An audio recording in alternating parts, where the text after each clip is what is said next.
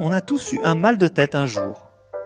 Mais derrière cette douleur banale peut parfois se cacher une pathologie plus sérieuse. Alors, comment savoir quand s'inquiéter? On m'a demandé de vous la faire short à propos du mal de tête, alors voilà. Le mal de tête, aussi appelé céphalée, désigne une douleur ressentie au niveau du crâne, du front ou des tempes. Il en existe plusieurs types bénins, comme la céphalée de tension, ou plus spécifiques comme la migraine. La douleur peut être diffuse ou localisée, modérée ou très intense. Les symptômes varient selon la cause. On retrouve les céphalées de tension, des douleurs en étau sur tout le crâne, sans nausée.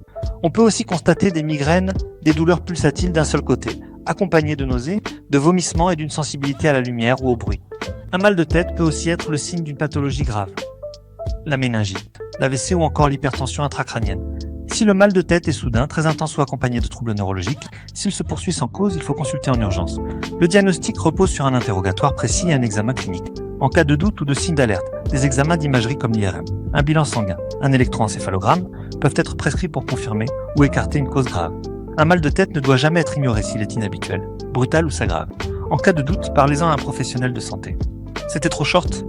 Trouvez un neurologue ou un médecin généraliste sur alsan.care.